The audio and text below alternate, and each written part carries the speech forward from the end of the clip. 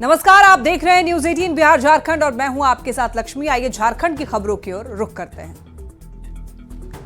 झारखंड में विधानसभा चुनाव के शोर के बीच प्रधानमंत्री नरेंद्र मोदी एक बार फिर दौरे पर आए, जहां उन्होंने हजारीबाग से आदिवासियों को बड़ी सौगात दी। पीएम ने 83,700 करोड़ की योजनाओं का शिलान्यास और उद्घाटन किया और इस दौरान पीएम मोदी ने केंद्र सरकार की उपलब्धियां गिनवाते हुए कहा कि बापू के विचार सोच हमारी पूंजी है। आदिवासी उत्थान पर सरकार जोर दे रही है। योजनाओं की सौगात देने के बाद पीएम हजारीबाग में ही आदिवासी मेला में भी शामिल हुए, जहां उन्होंने मंच से जेएमएम, कांग्रेस और आरजेडी को जमकर आड़े हाथों लिया। पीएम ने कैसे पेपर लीक से घुसपैठ और ट्रांसफर पोस्टिंग जैसे मुद्दों को लेकर के प्रदेश सरकार को घेरा है। इस रिपोर्ट में देखिए।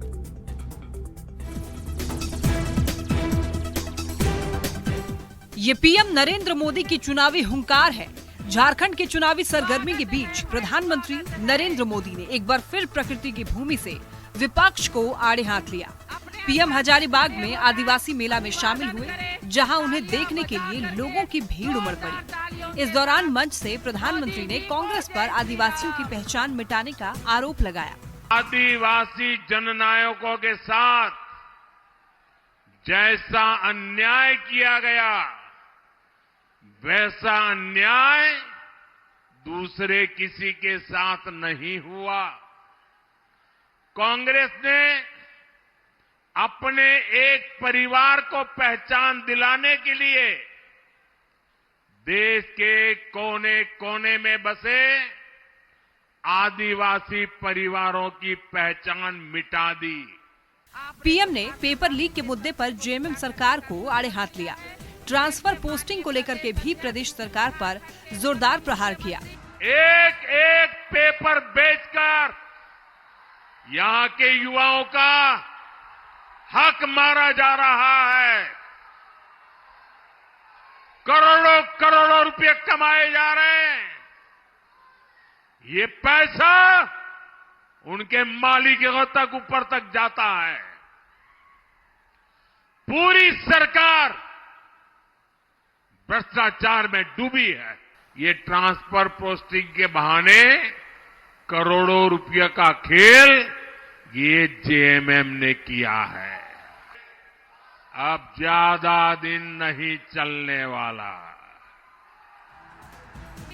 इस बार झारखंड के चुनावी गलियारे में घुसपैठ का मुद्दा जोरों शोरों से उठ रहा है और पीएम ने भी एक बार फिर इस मुद्दे को लेकर प्रदेश सरकार को न सिर्फ घेरा बल्कि आरोप भी लगाए कि जेएमएम घुसपैठियों के जरिए नया वोट बैंक बना रही है। घुसपैठियों की बढ़ती आबादी, आदिवासी समाज की घटती संख्या, ये जेएमएम और कांग्रेस की सत्ता की भूख का नतीजा है। पीएम मोदी ने प्रदेश सरकार से विकास का हिसाब भी मांगा और कांस्टेबल भर्ती के दौरान हुए युवाओं की मौत पर सवाल भी किया। कांस्टेबल की भर्ती के नाम पर इतने सारे युवाओं की मौत हो गई। युवाओं को गुमराह करने वाली जेएमएम सरकार ने असंवेदनशीलता की सारी सीमाएं तोड़ दी। सिर्फ प्रधानमंत्री ही नहीं बल्कि बीजेपी के तमाम दिग्गज झारखंड में ताबड़तोड़ दौरा भी कर रहे हैं और चुनावी मंचों से विपक्ष पर जुबानी तीर भी दाग रहे हैं। हालांकि इन दौरों और आरोप प्रत्यारोप का कितना फायदा किसको मिलता है, ये तो आने वाला वक्त ही बताएगा। रांची से संवाददाता संजय सिन्हा और हजारीबाग संवाददाता सुशांत सोनी के साथ bureau report, news 18 Bihar Jharkhand. PM Modi ने हजारीबाग में अपने संबोधन में कई बार बेटी, रोटी और माटी का जिक्र किया। उन्होंने कहा कि आज झारखंड में जिस तरीके से घुसपैठिए डेमोग्राफी को बदल रहे हैं, ऐसे में बेटी, माटी और रोटी को बचाना बेहद जरूरी है। पीएम मोदी के संबोधन के बाद न्यूज 18 संवाददाता संजय सिन्हा ने वहां पर मौजूद बेटियों से इस पर बात की। पहले पीएम का बयान आपको सुनवाते हैं, फिर संवाददाता संजय सिन्हा की रिपोर्ट दिखाएंगे। हर परिवार ने एक नारा दिया, झारखंड के नागरिकों ने एक संकल्प सुनाया।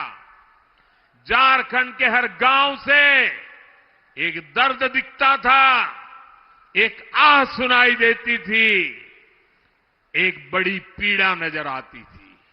और परिवर्तन यात्रा में देखने के बाद ये एक संकल्प लिया गया है और ये संकल्प है रोटी, बेटी, माटी, हमें इन तीनों को बचाना है।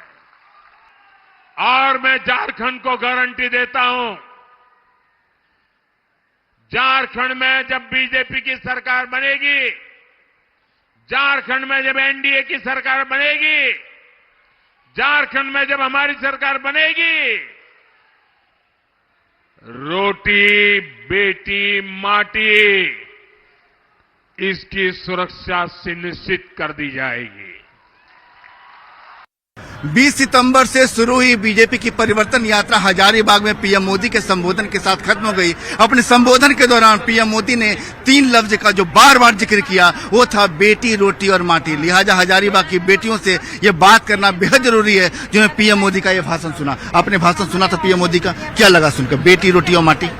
बेटी, रोटी, माटी मतलब जो यहाँ की बांग्लादेश से जो घुसपैठियाँ आ रहे हैं और यहाँ की हमारी बेटियों को यहाँ के गुमराह कर रहे हैं और यहाँ की महिलाओं से शादी कर रहे हैं, जो कि बहुत ही गलत हो रहा है, जो नहीं होना चाहिए। तो इस पे सरकार को ध्यान देना चाहिए, जो कि अभी की गवर्नमेंट नहीं दे रही है। अगर आज बोले हैं तो और भी लगता है कि जनता जागरूक हो चुके हैं और पढ़ना भी चाहिए और वो सही बात की है। डेवलपमेंट चाहिए तो सब कुछ जरूरी है। बेटी, रोटी, माटी, ये तीनों का जो जिक्र किए हैं, वो रोटी, बेटी और माटी ये झारखंड में सबसे बड़ी समस्या है, जो कि आज बेटियां सुरक्षित नहीं है। हमारा जो जंगल जमीन है वो भी सुरक्षित नहीं है और जो मतलब यहाँ बेरोजगारी है, जो हमारे पेट पे लात मारने का काम किया जा रहा है। जो मोदी जी ने बोला कि रोटी, बेटी, माटी, ये ज्यादा है, आज का डेट में ज्यादा फोकस करना चाहिए, क्योंकि ना ये हम लोग का बेसिक है। जब तक बेटी सुरक्षित नहीं रहेगी ना, तब तक झारखंड सुरक्षित नहीं रहेगी। तमाम जगहों पर चुनाव का माहौल है, तमाम जगहों पर भीड़ उमड़ रही है। हर भीड़ जो उमड़ती है चुनाव के दौरान, जो परिवर्तन सभा होती है या कहीं और भी सभा होती है नेताओं की, वहां जो भीड़ आती है नेताओं को सुनती है। नेताओं को सुनने के बाद वो क्या समझती है, इसे भी जानना बेहद जरूरी है। कैमरामैन संत के साथ संजय कुमार सिन्हा, न्यूज 18 रांची। आज पीएम के झारखंड दौरे के दौरान एक और खास तस्वीर देखने को मिली। दरअसल पीएम मोदी का स्वागत करने रांची एयरपोर्ट पर आज बीजेपी प्रदेश कार्यालय के कर्मी पहुंचे और इन कर्मियों में सफाई कर्मी के साथ साथ बीजेपी दफ्तर में चाय पिलाने वाले कर्मी, गार्ड, कंप्यूटर ऑपरेटर सहित अन्य कर्मचारी शामिल थे। पीएम ने इसकी तस्वीर अपने सोशल मीडिया अकाउंट पर साझा की। प्रधानमंत्री नरेंद्र मोदी ने कर्मियों के साथ अलग से फोटो शूट कराया और सभी से उनका नाम और काम भी पूछा। उन्होंने ये भी कहा कि प्रदेश कार्यालय में वो एक दिन चाय पीने जरूर आएंगे और जिन कर्मचारियों से पीएम ने मुलाकात की उनसे बात की संवाददाता ओम प्रकाश ने। देखिए रिपोर्ट।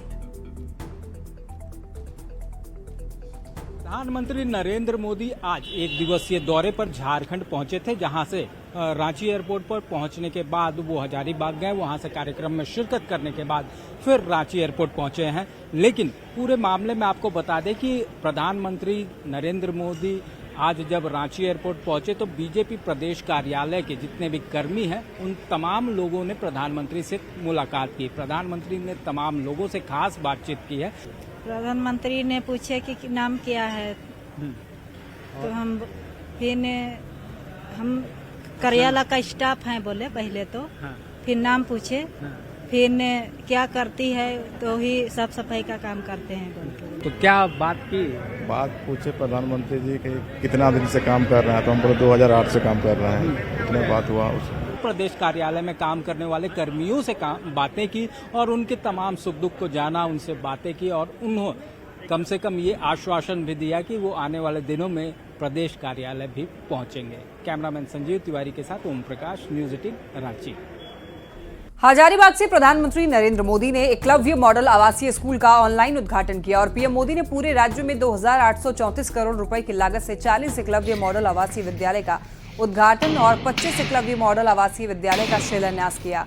आदिवासी समाज को शिक्षित बनाने के उद्देश्य से स्कूल की शुरुआत की गई। बता दें आपको, एकलव्य मॉडल आवासीय विद्यालय में मेस, प्लेग्राउंड, हॉस्टल और स्कूल के साथ हाईटेक मॉडल क्लासरूम की सुविधा होगी। तो 2 तस्वीरें टीवी स्क्रीन पर आप देखिए किस तरीके से यहाँ पर ये सांस्कृतिक कार्यक्रम आयोजित हुआ। एक चाईबासा की तस्वीर, दूसरी लोहरदगा की तस्वीर आप देख पा रहे हैं। धनबाद में नवरात्र से ठीक एक दिन पहले आपसी सौहार्द को बिगाड़ने की कोशिश की खबर है। और गोविंदपुर थाना क्षेत्र के रंगडीह गांव में आपको बता दें कि प्राचीन मां काली की मंदिर परिसर में असामाजिक तत्वों ने तोड़फोड़ किया है। घटना की सूचना मिलते ही थाना प्रभारी मोहम्मद रुस्तम, निरसा अंचल निरीक्षक रविकांत प्रसाद, विधायक की पत्नी तारा देवी समेत भारी संख्या में लोग पहुंचे और पुलिस ने मामले को शांत कराया और साथ ही दोषियों पर कड़ी से कड़ी कार्रवाई का आश्वासन भी दिया गया है। कहा जाए तो ये हिंदू और मुस्लिम दोनों के बीच में जो टकराव की स्थिति बन जाएगी, जिस तरह से इन लोग मतलब कि घटना कर रहे हैं 12 बजे 2 बजे रात को, जो कि यहाँ कीर्तन भी होता है और प्राचीन काल से यहाँ पे पूजा अर्चना हो रही है और इस जगह में आके मूर्ति को मतलब कि खंडित करना ये बहुत ही दुर्भाग्यपूर्ण की घटना है। ये बड़ा दुखद समस्या है जो एक धर्म के ऊपर जो आधारित है उसको खंडित किया है, उसको आघात किया है। इसमें बवाल भी फैल सकता है। उस बवाल को रोकने के लिए हम लोग शांति से अभी पहल कर रहे हैं, जैसे ये आगे तो बवाल ना हो।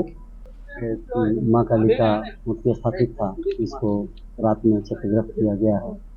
हम लोग सूचना पर तुरंत शासन के साथ है, इसमें अग्रिम कार्रवाई की जा रही है। जो भी किया है इस विभिन्न अपराध को उसको बख्शा नहीं जाए।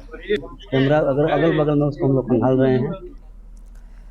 तो कल से नवरात्र की शुरुआत होने वाली है और ऐसे में उससे ठीक एक दिन पहले असामाजिक तत्वों के द्वारा मंदिर में तोड़फोड़ की घटना और इसके बाद सवाल उठते हैं कि आखिर क्या त्योहार से ठीक पहले माहौल बिगाड़ने की कोशिश की जा रही है।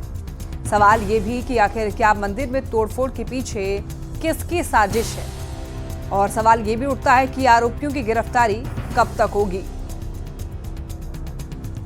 ज्यादा जानकारी के लिए न्यूज 18 संवाददाता संजय गुप्ता हमारे साथ जुड़ रहे हैं। संजय, देखिए खबर मिल रही है कि आज मां काली की मंदिर में तोड़फोड़ हुई है, आखिर इसके पीछे किसकी साजिश है, क्या जानकारी मिल रही है? फिलहाल तो जो है इसमें कहीं ना कहीं असामाजिक तत्वों का जो हाथ है वो सामने खुलकर सामने आया है। लेकिन जब ये घटना हुई तो इससे जो स्थानीय सनातनी लोग थे वो काफी आक्रोशित हो गए, क्योंकि कल से जो है तो अब नवरात्र हो रहा है। ऐसे में असामाजिक तत्वों के द्वारा जो आपसी सौहार्द है उससे बिगाड़ने का एक बड़ा प्रयास किया गया। हालांकि जो आक्रोशित लोग थे वहाँ जितान जरूर हुआ, लेकिन समय पर जो वहाँ के बुद्धिजीवी लोग थे, सिंगरी के विधायक की पत्नी तारा देवी वहां पहुंची और अन्य लोग पहुंचे और सभी लोगों को किसी तरह शांत कराया। पुलिस ने पूर्ण रूप से आश्वस्त किया सभी लोगों को कि जो भी इस घटना के पीछे शामिल है उन सबों को वो चिन्हित करके कार्रवाई करेंगे और उन सबों को जेल भेजेंगे। इससे पहले भी निरसा में भी जो है एक मंदिर में मांस का टुकड़ा फेंका गया था, उस समय भी इस तरीके से असामाजिक तत्वों के द्वारा सौहार्द बिगाड़ने का प्रयास किया गया था। और हाल के दिनों में अगर कहा जाए तो जिले में साल भर में कई ऐसी घटनाएं हुए हैं जब ऐसी मंदिर में जो है असामाजिक तत्व के लोग इस तरह की करतूतों का अंजाम दे रहे हैं। गिरफ्तार वाले मामला में 3 लोगों को गिरफ्तार भी किया गया था और अब जब यह वर्तमान की घटना हुई तो इसमें पुलिस कही है कि किसी भी सूरत पर जो भी लोग इसमें शामिल है उन्हें चिन्हित किया जाएगा, पहचाना जाएगा और उसे कठोर से कठोर कार्रवाई की जाएगी। किसी भी तरीके से जो भी लोग सौहार्दपूर्ण माहौल को बिगाड़ने का प्रयास करें उनकी वो मनता को किसी भी तरीके से कामयाब नहीं दे। अब लोगों से जो है तो पुलिस के बातों पर आश्वासन के बाद शांत हुए हैं, लेकिन अगर कार्रवाई नहीं होती है, चिन्हित नहीं हो पाते हैं वो लोग, तो कहीं ना कहीं इस आपसी सौहार्द बिगड़ने की भी जो है बिल्कुल आपसी सौहार्द बिगाड़ने की कोशिश की ये खबर है और उम्मीद जताई जा रही है कि पुलिस जो है कड़ी कार्रवाई करेगी दोषियों पर। बहुत शुक्रिया तमाम जानकारियों के लिए। चलिए बढ़ते हैं खबरों में आगे और देखिए गढ़वा से खबर है। गढ़वा के रमकंडा प्रखंड के पुनदागा गांव के मैदान में जेएमएम ने कार्यकर्ता सम्मेलन समारोह का आयोजन किया और समारोह में बतौर मुख्य अतिथि पेयजल स्वच्छता मंत्री मिथिलेश ठाकुर शामिल हुए। कार्यक्रम में बीजेपी समेत कई पार्टियों के लगभग 12 नेताओं ने अपने 1000 समर्थकों के साथ जेएमएम का दामन थामा और इस दौरान मिथिलेश ठाकुर ने बीजेपी समेत तमाम पार्टियों पर निशाना साधा। 4000 की संख्या में खास करके भारतीय जनता पार्टी के वरिष्ठ नेता से लेकर कार्यकर्ता तक आज झारखंड मुक्ति मोर्चा में शामिल हुए। लंबी फहरिस्त है, लंबी चौड़ी फहरिस्त है और सभी बहुत सारे जनप्रतिनिधि, पूर्व जनप्रतिनिधि, पार्टी के वरिष्ठ नेता।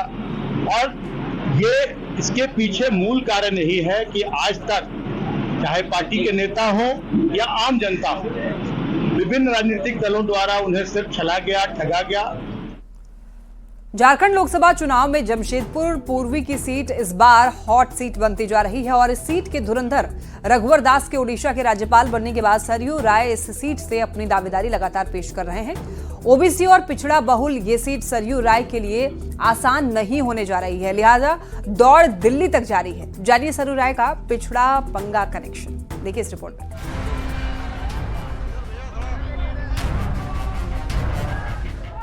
सियासी रन में दास या राय, हॉट सीट बनी जमशेदपुर पूर्वी विधानसभा।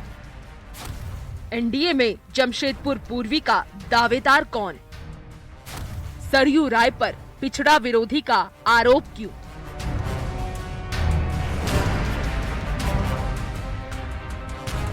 झारखंड विधानसभा चुनाव में सियासत के साम दाम दंड और भेद तमाम दाव पेच के रंग देखने को मिल रहे हैं। 5 सालों तक चली दुश्मनी को भी अब बांटने की कोशिश वाली तैयारी चल रही है।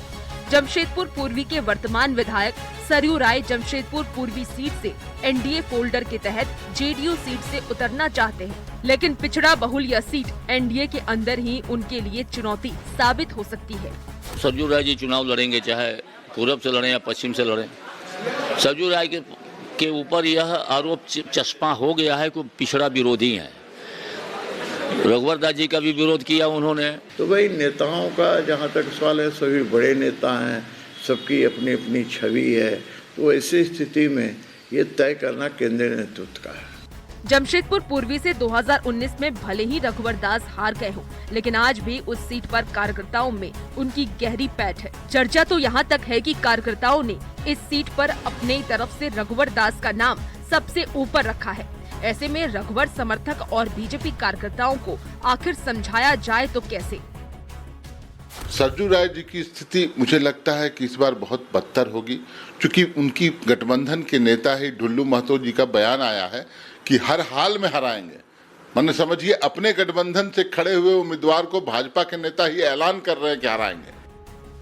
तो कुल मिलाकर ये कहा जा सकता है कि रघुवर दास और सरयू राय को लेकर पेच फंस सकता है। इन सब चर्चाओं का बाजार उस वक्त गर्म हो गया जब रघुवर दास दिल्ली पहुंचे थे। इससे पहले भुवनेश्वर में हिमंता विश्वा शर्मा से मुलाकात हुई थी। ये महज शिष्टाचार मुलाकात है या किसी बड़े राजनीतिक खेल के पटकथा लेखन की पृष्ठभूमि, कहना मुश्किल है।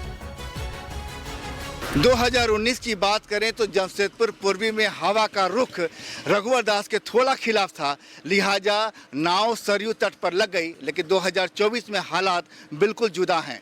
सरयू राय पर पिछड़ा विरोधी आरोप चस्पा लग चुका है। ऐसे में सरयू राय बीजेपी के कैडर वोट के भरोसे अपनी बैतरनी पार करना चाहते हैं, लेकिन आला कमान का आदेश तो नेता मानता है, भावनाओं में डूबा कैडर वोट भला क्या जानता है। संजय कुमार सिन्हा, न्यूज 18, रांची। जमशेदपुर से एक बड़ी खबर है। फल दुकानों पर भगवा झंडा लगाने का ये मामला, हिंदू और मुस्लिम दुकानदारों ने स्वागत किया। बजरंग दल और हिंदू संगठन के लोगों ने झंडा लगाया। सैकड़ों फल दुकानों पर ये भगवा झंडा लगाया गया। आपको बता दें कि झंडा और स्टिकर लगाया गया है। तो वहीं आपको ये बताते चलें कि झंडा और स्टिकर, भगवा झंडा लगाने पर जमशेदपुर पुलिस का एक बड़ा बयान सामने आया है। आपको बता दें कि सभी को धार्मिक झंडा लगाने का अधिकार है, पुलिस का ये कहना है। और जबरन किसी दुकान में झंडा या स्टिकर ना लगाए, ये भी कहा गया है। जबरन धार्मिक झंडा लगाने पर कार्रवाई की जाएगी। की शुरुआत हो रही है। लौनगरी जमशेदपुर शहर में हिंदू परिषद के और बजरंग दल के लोग जो है शहर के जितने भी बाजार है, फल मार्केट है, उनमें सभी दुकानों में आप देख सकते हैं कि भगवा रंग का झंडा लगा रहे हैं। और अभी भी लगातार जो है सोनारी और कदमा में देख सकते हैं कि जितने भी बजरंग दल के युवा नेता है वो हर फल दुकान में यहाँ पे भगवा रंग लगा रहे हैं। और साथ ही साथ यहाँ के दुकानदार भी इस अभियान से काफी खुश है। हम सबसे पहले यहाँ के दुकानदारों से बात करेंगे। भैया, आज आपके दुकान में भगवा रंग लगाया जा रहा है। बहुत ही बढ़िया बात है भैया। हम हिंदू धर्म से रखते हैं और हम सनातन है, इसलिए इनका बहुत ही ये करते हैं। जो झंडा लगाया जा रहा है, आपको कोई परेशानी हो रही है? कोई परेशानी, आप लोग लगवा रहे कुछ? एकदम है, उसी से लगा रहे। आपने अपने दुकान में भी लगाया? हाँ, तो लगा हुआ। क्या कुछ उद्देश्य है आप लोग का? देखिए, हम लोग का अभी त्योहार शुरू हो गया और छठ पूजा तक लंबा त्योहार चलेगा। हम लोग हर दुकानदार को ये बोलने जा रहा है, आप जो फल है उसको एकदम ठीक तरीका से सबको दीजिए, सबको अच्छा से व्यवहार कीजिए। ये जो बाहर से आके पुरुलिया बांग्लादेश से आके यहाँ फल दुकान कर रहा है, जिसका कोई आइडेंटिटी नहीं है, ना जमशेदपुर का लोकल है, बाहर यहाँ का लोकल है, इसलिए कोई जान पहचान नहीं है, कहाँ से आ रहा, एक आदमी का दो आधार कार्ड है। इसमें क्या हो रहा है, यहाँ का जो फल व्यवसायी है वो हिंदू हो या मुस्लिम हो क्रिश्चियन हो, सभी को दुकान में बिक्री घट जा रहा है और नुकसान हो रहा है। विश्व हिंदू परिषद बजरंग दल के तत्वाधान में त्योहार के पहले भगवा झंडा जो है वो वितरण किया जा रहा है फल दुकानदार भाई बहनों के बीच में। तो जैसे कि आपने कहा कि हम दीपल दा ने कहा कि एक बाहर से जो लोग आते हैं, बांग्लादेश से, म्यांमार से, यहाँ के दुकान लगाते हैं, इससे बात यहाँ क्या है कि हिंदू मुसलमान की बात नहीं है, बात यह है कि यहाँ पे जो लोकल विक्रेता है उनको नुकसान होता है। सही कहा, लोकल विक्रेता से नुकसान। और देखिए किस तरह ये स्टिकर जो है वो पूरी तरह से स्टिकर हर फल दुकान में लगाया जा रहा है और साथ ही साथ भगवा रंग का झंडा भी लगाया जा रहा है। लगातार पूरे बाजार में आप देख सकते हैं तस्वीर कि सभी दुकानों में यहाँ पर भगवा रंग और स्टिकर लगाया जा रहा है और साफ तौर पर दुकानदारों का भी किसी तरह से विरोध नहीं है, मगर हिंदू संगठन और जो बजरंग दल के युवा है वो साफ तौर पर जिला प्रशासन से मांग कर रहे हैं कि किसी तरह कोई दुकानदार पर दबाव नहीं बनाया जाए, नहीं तो इसका उग्र आंदोलन भी करने को ये बाध्य होंगे। न्यूज 18 के लिए जमशेदपुर से आशीष कुमार तिवारी। पुलिस के हाथों पिछले दिनों 4 अपराधी गिरफ्तार किए गए थे और गिरफ्तार अपराधियों में 2 झारखंड के हैं जबकि 2 हरियाणा के। पुलिस की पूछताछ में इन अपराधियों ने बताया कि लॉरेंस बिश्नोई के इशारे पर वो लातेहार आए थे, जहां पर उनके रडार पर एक व्यवसायी था। आरोपी राहुल सिंह के कहने पर लॉरेंस के 2 शूटर एक कारोबारी की हत्या करने झारखंड आए थे, लेकिन उससे पहले ही दोनों को लातेहार पुलिस ने आरोपियों को गिरफ्तार कर लिया है और अब झारखंड एटीएस और लातेहार पुलिस दोनों को संयुक्त कार्रवाई करते हुए अपराधी राहुल सिंह की तलाश में जुटी है। जांच चल रही है। 2 लड़के हरियाणा के रहने वाले थे और लातेहार में किसी घटना को अंजाम देने के लिए आए थे और लातेहार पुलिस ने उसमें त्वरित कार्रवाई करते हुए उसमें इनको अरेस्ट किया था। इसमें लातेहार पुलिस और एटीएस इसमें संयुक्त जांच कर रही है और इसमें हम देख रहे हैं कि लॉरेंस बिश्नोई और अमन साहू, इन लोगों के गैंग में आपस में किस तरीके के कोऑर्डिनेशन है, उसमें बहुत सारे नाम हम लोगों को और सामने आए हैं और धीरे धीरे करके ऑलमोस्ट इनका जितना लोकल ऑपरेशन है ये घटनाओं को करने वाला, वो हम धीरे धीरे करके उसको ध्वस्त करेंगे। आइए अब नजर डालते हैं हेडलाइंस पर।